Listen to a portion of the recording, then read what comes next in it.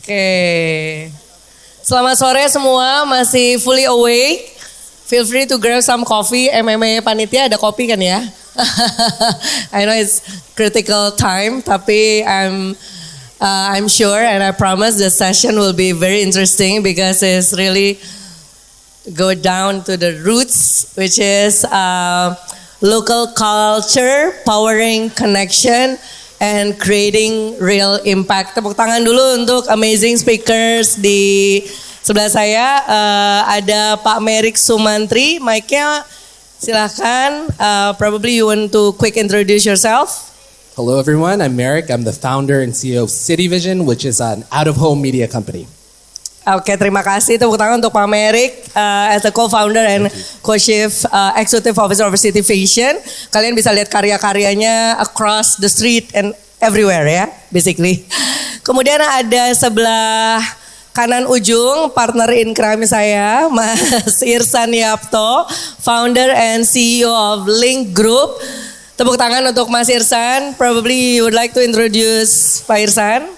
Hi everyone, I'm Irsan. I'm the CEO and founder of Link Group. We are a marketing and 360 media group, I think. Boleh nanti deketin lagi, tapi nggak cuma itu ya, pasti piece-nya yang terakhir banyak banget, nggak cuma the whole integrated with also the movie producer as well recently. Congratulations, makin lokal ya, soalnya film yang terakhir benar-benar super local culture deh. Ya, oke, dan allow me to introduce myself. Nama saya Mutia Nandika, the CRO of MTech Group Media. If you're familiar with the free-to-air TV and local and some of our other creative piece, saya akan lead the next session yang very interesting. But first, I would just set the context. Jadi mungkin aku izin untuk conduct the session tadi titipan panitia karena ini local culture in bahasa. But tadi Pak Merik bilang nanti aku jawab pakai bahasa Inggris nggak apa-apa. I think everyone is familiar the South ya, South style. Jadi mungkin I will be diverse sesuai dengan Indonesia, diverse between Indonesian dan English. Tapi mungkin sebelumnya aku akan set the context on sesi ini bakal ngomongin apa sih. Di Indonesia yang sangat diverse dari sisi landscape ya. Jadi apa yang akan kita reveal adalah how memang in a bit of all the attack, culture, global penetration, digital penetration, but gimana sih local culture ini mesti still remains very very strong.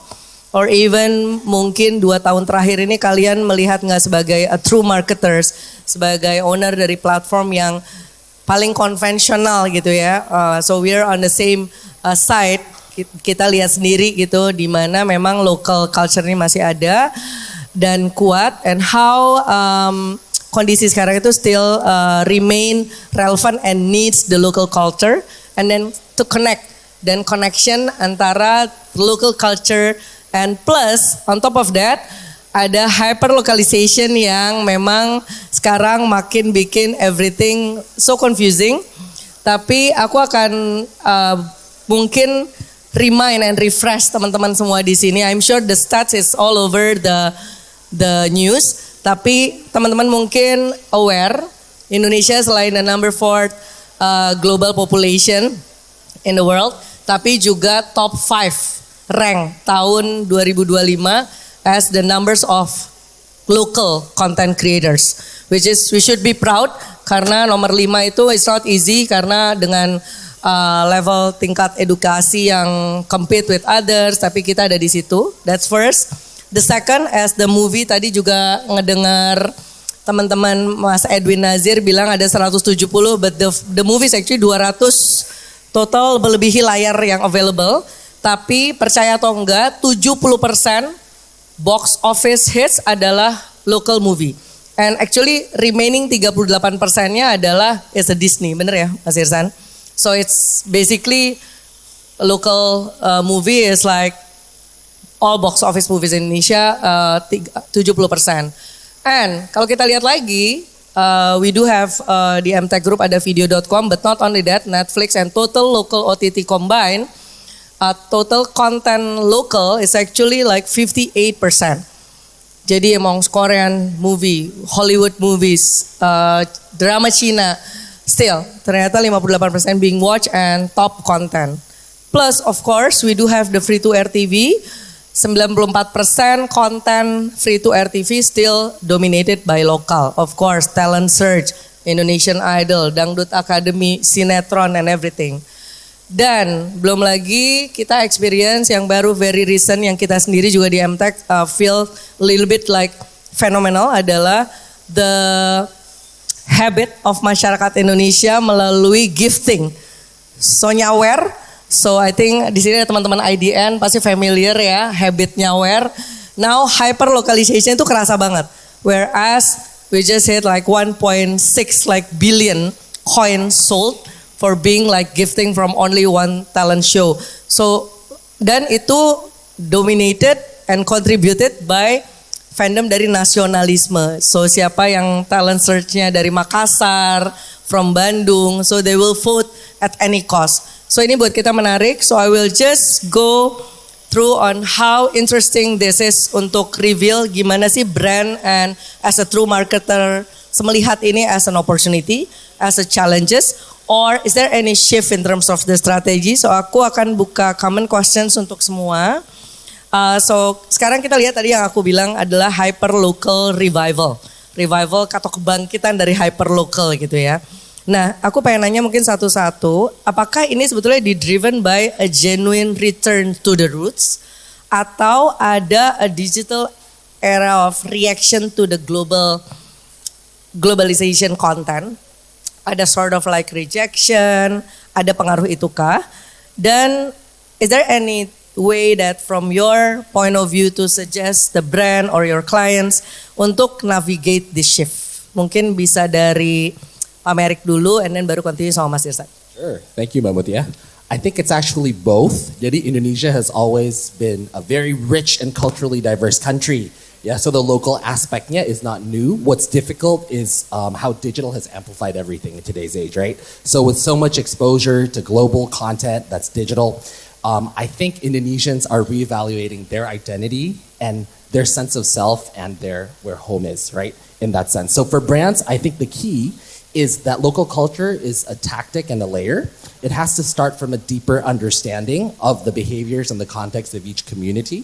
And so instead of asking, brands instead of asking, how do we look local? Brands should really be asking, how do we stay relevant within the context of a local environment? At the end of the day, hyperlocal, in our view, it's not just about being seen, but it's also building connections through a deeper understanding of the local audience. Okay, this is also like impact the way you also guide your clients to do like the out of home campaign in this like hyper localization approach. Ada tendensi yang berbeda nggak for the past like 1.5 years, let's say? Apakah itu lebih like doing deeper or just like one fits for all, like sejawa semua materinya sama, or you see different trend or different appetite in like west of Java, then you recommend something different? Ada pengaruhnya nggak? Yeah, so basically out of home, to have a successful campaign, the more contextually relevant the artwork is, it's better. So it's artwork. Yes, yeah. So I think, the audience in Surabaya, the audience in Sumedang would be very different to the audience that we have in Jakarta, right? For example. So we have to hyper-localize the content. It's still the same message, but tweaking it in such a way that it's more relevant and speaks to the local communities. I see. Then ada experience on how you see the different result from this hyper-localization approach? Pretty much higher levels of engagement for more customized local content. So it's really give a real impact. We do see the impact, yes. Okay. Buat Mas Irsan mungkin, do you see like the same like insight from Pak Merik atau ada insight yang lain, atau how do you see this? Okay, thank you, Mbak Mumun. I think more or less it's the same insight, but I think from my point of view is more that culture is always there. I think hyperlocalization is just an evolving term. So I think for brands to reach their consumer, also, of course, they have to tap into culture. And culture is not just faces, languages, or anything. It's it comes from habit, right? It comes from habit that is repeating. I'm going to kind of like reply on your gifting. Gifting is nyawer, right? So I think before the digital era, nyawer is always there. You go to a dangdut bar, right? Udah pergi ke dangdut bar lo ya. That's nyawer, that's gifting. Right? So it's just evolved in a digital manner because the platform evolves. But the culture is deeply rooted from back then till now is still the same. I think that's from my end, and then it's creating from the culture creates the whatever the platform is, it's shaping the contents. Tapi ada nggak yang berubah mungkin dari Mas Irsan sendiri sebagai truly integrated partners for several local brands and also you run agency di beberapa negara juga ya. Yeah. Pengen tahu juga nih apa yang kalian lihat dari hyper local revival ini gitu. Kalau tadi kan cuma perubahan term, tapi sebenarnya ada perbedaan nggak? Kan Mas Irsan juga aku familiar juga run the campaign of your client in Korea misalnya. Korea kan very local driven content, but how do you see it different and gimana Mas Irsan and tim di Link Group apply this to your client? Like literally kliennya banyak macam-macam ya FMCG mostly. Yeah, I think from FMCG level, I'm fortunate enough that our client also accept us as their partners. Jadi saya banyak ngelakuin market visits. Jadi I think we live in an era that we can buy numbers, right? Data is really easy to buy, ya kan? And there are so many crunch data that we can assess. But I think for brands harus benar-benar you go turun gunung ya, turun gunung ke market, ke pasar. That's what our clients do. So that is also what we're doing. So jadi in terms, let's say saya balik tadi, Indonesia ini pasti the question is lihatnya apa sih kontennya, ya kan? Platformnya apa sih, gitu kan? Cuman I can bear Indonesia is very unique compared to other countries because I also have the chance to study the media landscape of ASEAN countries, other ASEAN countries like South Korea. Jadi Indonesia itu I think last year saya punya kesempatan saya ngelakuin survei ke perumahan di belakang Roxy. Kalau saya ngomong perumahan, it's not Roxy like, Jakarta. Roxy Jakarta. Masih Jakarta It's ya? Jakarta Okay, ya. Roxy is Jakarta Pusat. Oh Jakarta Pusat tuh, aku pikir Jakarta Barat. Jakarta Pusat atau Barat ya? Pusat Barat nempel pusat. Oke. Ya. Interesting. It's still in the center lah. Yeah, it's still in the center. So it's very interesting. The way that we thought like Gen Z left it out FTA, right?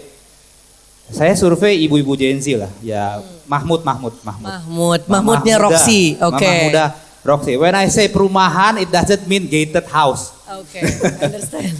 Itu perkampungan, ya rumah perkampungan Bang Roxy. So I visit like 4 or 5 families, my team do the rest. Tapi I fortunate enough to interview directly langsung. Mereka hafal semua judul sinetron. Mereka hafal dan misalnya kan saya juga doing some integration built-in advertising ya kayak PPL itu. Mereka juga tahu ceritanya apa yang Hadi dibuat segala macam. Jadi dari situ dan juga nyambung ke tadi market visit saya bersama klien. Klien juga menanyakan itu ke distributor mereka. Jadi kan kalau in FMCG level tim salesnya itu banyak sekali dan saking banyaknya mereka bisa digunakan menjadi surveyor. Jadi apa yang klien-klien kami lakukan biasanya adalah mereka nggak udah beli data, habis itu mereka align lagi sama data aktual yang tim sales mereka bawa dari lapangan. Jadi rata-rata tuh distributor nanya, produkku iklan di TV gak? Iklan di platform mana lah gitu loh. Misalnya kan maybe not just TV, tapi misalnya mostly mereka tanya iklan di TV gak? Gitu kan.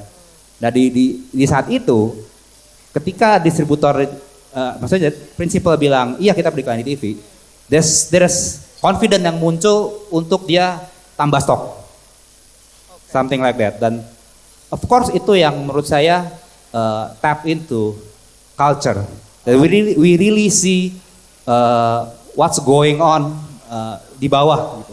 Apa yang terjadi in the consumer and audience level. Oke, jadi sebenarnya bukan hyperlocal revival, tapi sebetulnya it's just like ada, cuma it's different terms. Oke, now kita akan langsung masuk sesi ke yang sambil ini ya mungkin. To Pak Merik, out of home traditionally been top of funnel kan, which with the technology that you pioneered, gimana brand itu bisa use local culture moment into drive real impact dan actual sales? Yeah, I agree. Out of home has traditionally been seen as a top funnel awareness driven medium.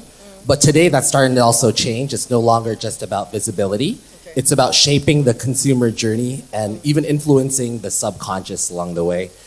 We have a short visualization. I think that can Boleh show on the di-play? screen. So what, as you're setting up on the screen here. So what we're building, the out of home network, it's not just isolated placements, but it's an integrated ecosystem from roadside digital billboards, because we need to think about where the audience is and what their daily journey is, and then hence we have to build platforms and touch points across it. So when they're on the road, they can see our large scale digital screens, for example. Jadi ini adalah kalau boleh diceritain. Yeah, we can just hit play and we'll talk through it. It sort of illustrates what we're saying. You'll also see, for example, the bus shelters. We can have ads on the buses. We can have ads as well in the train stations or the trains themselves. So it's really about building this ecosystem with multiple touch points. What's interesting is, in this journey, it's repetitive usually for the audience. People take the same route and they have same travel patterns. So instead of thinking about single impressions, when we're making a media plan, we like to think in sequences and how the audience experiences the sequence throughout the day. So at the roadside, we can, for example, capture the attention. And at the bus shelter, that's what, especially with custom bills, you can create this like immersive experience.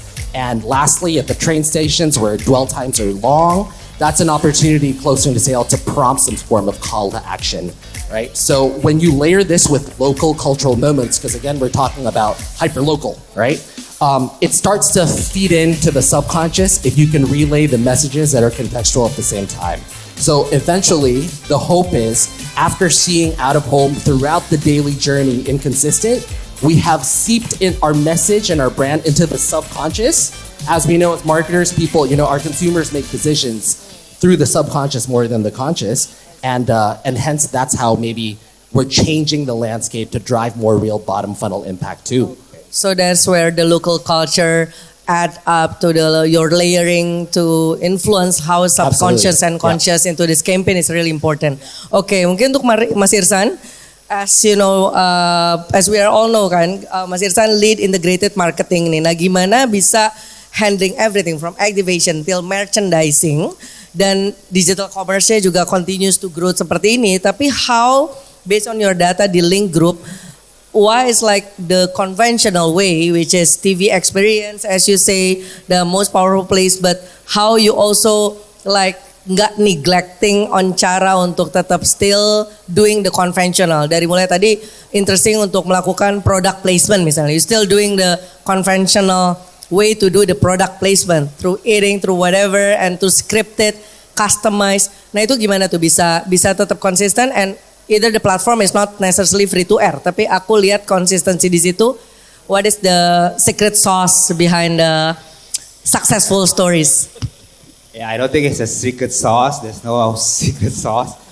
It's just I think it's a matter that bagaimana kita ngelihat which media works in which fields.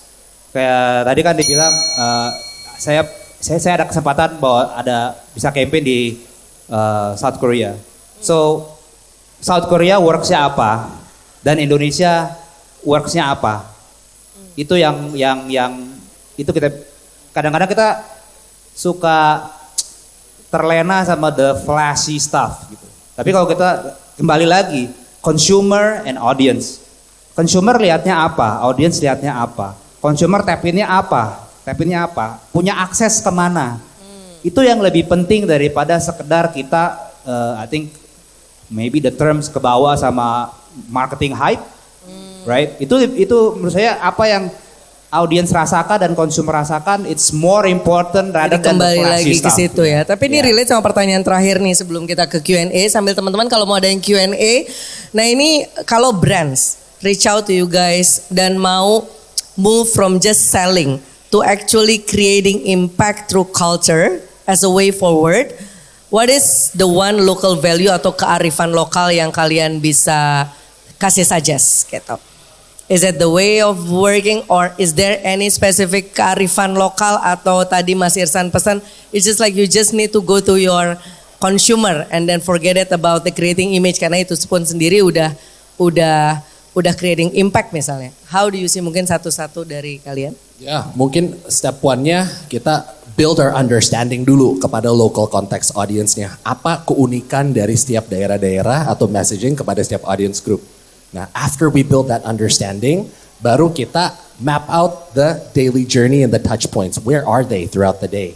And then dari ketiganya, baru based on these true strong foundation, we have to create some form of like attention grabbing creative. Yeah. So kearifan lokalnya bisa jadi beda-beda gitu Exactly, ya? Oke, yes. oke. Kalau dari Mas Irsan? I think it's more or less the same. I think the most important thing is that as Indonesian, you need to stay rooted as Indonesian. I think that's the most important thing. So just be local Indonesian pride. Oke, ada pertanyaan. Sekarang kita open buat pertanyaan ya, Pak Merik dan Mas Irsan. Buat teman-teman di sini, anyone tadi interesting ada beberapa poin yang mungkin trick us. Saya juga tadi mengenai on how benar-benar layering the insight dari kearifan lokal ini untuk mengganggu subconscious and conscious untuk conventional campaign. I think it's interesting ya, karena kita nggak nyangka tuh dengan eyeballnya secepat itu. Nah mungkin ada pertanyaan? Panitia, ada hadiah nggak ya pertanyaan? Nggak. Ibu board? Ibu board atau bisa minta ke Mr. Chairman mungkin hadiah? Belakang ada pertanyaan? Oh oke, siap. Pertanyaan saya, from an MMA lens ya, kan kita ada Smarties Awards sampai 2 tahun yang lalu. We used to see a lot of concepts which were set globally and then every market had to localize depending on the global concept awal-awalnya. Tapi dari 2 tahun ke belakang, we're seeing a change in terms of the submissions and we're seeing the case studies gitu ya. Yang itu homegrown banget dari konsepnya, dari storytellingnya, dari creativity-nya very Indonesian dan it's shown significant powerful messaging and context and consumer engagement what we have seen, especially tadi pagi pun if my skin can yours can, itu salah satu campaign yang sangat-sangat luar biasa, very Indonesian. Tapi pertanyaan saya dari lens MMA adalah, do you think Indonesia is ready at this point to build that kind of local content and then globalize it? Are we ready for that? Are we in that space yet? Because we have so much of data, so many insights. We have provinsi, so many kan beda-beda provinsi dan kita now with the help of AI we can tailor make so many things. But are we ready? Are we ready in that space to go global with the kind of content that we have locally is my question. Interesting. How to bring this local into this global scale, right? Or yes, I think it's interesting questions. Gimana nih? Kalau dari, boleh Mas Irsan dulu deh, mungkin yang biasa handle as a local brand, crafting the brand message untuk expand to sell like outside Indonesian market, and how do you see the local culture bisa go across global market? Kalau saya boleh bilang bahwa kalau local brands, local products, kita sudah global because I've seen it in the racks, in the shelves. Indonesian brands now, kalau kita ngomong ASEAN, Southeast Asia is already everywhere. It's already everywhere. So I think it's not impossible. It's a possibility. And as Indonesia always have growth, I think globalization is the next phase. Yeah. And I'm very confident that we are going that way. Good confidence. Is there any way that you think, like probably to add on the question, how do you think that will be possible buat local culture ini go across? Misalnya kita dengar mungkin one day lagu-lagu Indonesia kita being like dinyanyiin di Coachella stage misalnya as the homepage or any like local brand tadi kan udah ada di shelfnya global MT chain. Nah mungkin Pak Merrick ada one of insight. Yeah, I mean, from the products, we see it as proof. It does happen, right? We see it in international ASEAN shelves. I mean, there's a reason why Indofoods Indomie is, one of the largest market share in Africa and the whole continent. They actually consider it we recently learned about this, a luxury. Jadi Indomie di kita is a day-to-day, but over there it's considered a nice splurge, if you will, for the snack, right? So I think it's about building the connections, and again, when we're going out there with our products to the other markets, it's how can we build something that's true to Indonesia but localizing it within that market at scale, as some of the brands that we've worked with has achieved. Okay, so still in the local DNA, but adapting and build the connection within the different market globally. That's what you're saying. Interesting. Insight-nya very interesting. Ada lagi pertanyaan mungkin panitia? Mbak Fira. Hi, thank you for sharing the thoughts. Mungkin aku the opposite of pertanyaannya Bu Santi ya. Sekarang banyak sekali brands yang mau masuk ke Indonesia.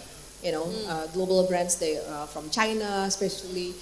So what do you think like maybe 3 top things that they need to consider when they want to enter Indonesian market? Interesting. Ini buat berdua dulu kali ya. Nanti kalau ada waktu mungkin we'll chime in. Dari Pak Merrick dulu mungkin. I think we learned from some of the case studies, foreign brands doing a market entry into Indonesia, right? And how to have a successful case study and selling their foreign products at scale here, right? I think it's really understanding the topic of this whole panel, which is hyper-local. Again, it's just about learning our culture first, learning about how to really communicate with Indonesians by first having a deep understanding of the Indonesian culture. I think it's also about teams, right? How can we synergize, especially for many of the multinationals, the best practices internationally, but having strong local champions as well to sort of guide and navigate through the local cultures, and then hitting it with scale, right? Dari Mas Irsan. I think maybe I try to talk by my experience because tadi Pak Merrick tadi saya pikir nggak boleh mention brand, tadi Pak Merrick udah mention brand, ya udahlah saya mention brand juga lah. Boleh kayaknya. Kan sharing and learning from the best practice allowed di MMA Creative Summit ya. Oke, jadi one of our experience is Kopiko. So we tap into now we're reaching to 60 titles of K-drama titles in product placement. But I think at the very beginning, it's the same growth as Kopiko in South Korea is happening. Jadi grafiknya naiknya bareng. Dari salesnya dia sama penambahan judul kita itu naiknya bareng. So we did a FGD quality survey ke mereka nggak tahu if Kopiko is Indonesian. Mereka nggak tahu. They don't know. Then kita dengan sengaja, okay, let's keep it that way. So I think the key takeouts, it's not to be a foreigner. Karena Kopiko di sana, my experience, mereka dikenal sebagai Korean, not Indonesian. Jadi ketika masuk ke Indonesia, if you position yourself as a foreigner, right, you need to position yourself as Indonesian, not a foreigner. Okay, so that's how you compete not only locally but as well globally. Jadi tadi jawabannya semoga menjawab dari both angle ya, compete locally and compete even globally atau di market luar gitu, market tangga. Kayaknya udah, terima kasih semua, terima kasih Pak Merrick, Pak Sirsan. I think the takeout is, I think hyper-localization, hyper-local revival in Indonesia or anything, I think that remain relevant. That's 100% valid, regardless the term is different, but understanding the local culture is definitely not only relevant but very important. Thank you everyone. Selamat sore, semoga bermanfaat. Assalamualaikum warahmatullahi wabarakatuh.